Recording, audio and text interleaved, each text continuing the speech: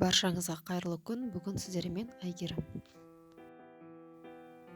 Бүгін сіздермен ерекше рецептпен бөліскім келіп тұр. Рулет пицца деп аталатын. Менімен бірге жасап көріңіздер, өте дәмді шығады және де оңай дайындалады.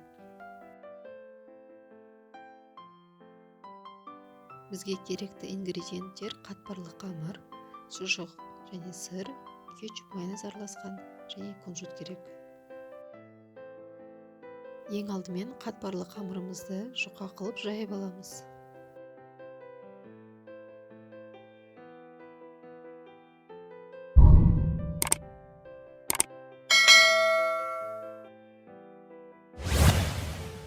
Қамырдың үстіне енді майонез бен кетчупты араластырып, бір тегіс қылып жағып аламыз.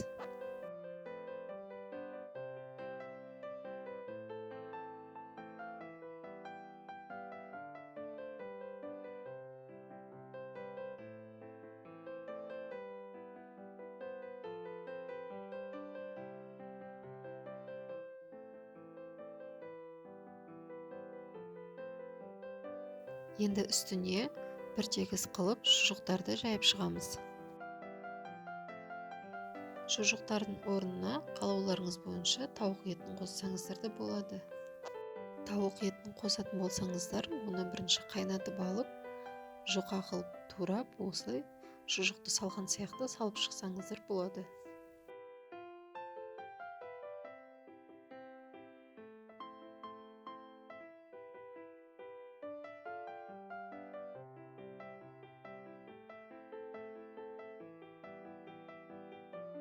Жайылған шұжықтардың үстіне енді сырды сеуіп шығамыз.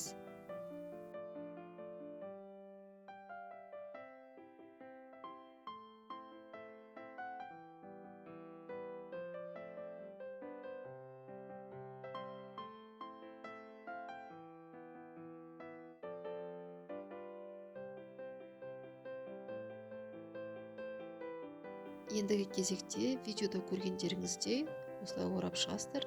Рулет сияқты болу керек.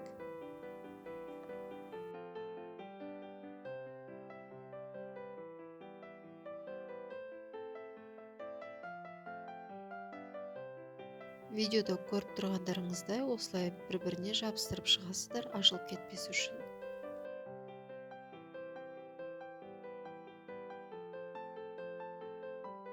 Видеода көріп тұрғандай осылай кішкене бөліктерге бөліп шығасыздар. Бұдан да жұқа алып кесуге болады негізі, қалауларыңыз бойынша. Міндетті түрде пергамент қағазын төсеңіздер. Осылай видеода көріп тұрғандай рулеттерді қойып шығыңыздар. Кесілген рулеттердің бетіне жұмыртқаны жағып шығамыз. Және де бетіне кунжут сеуіп шығыңыздар.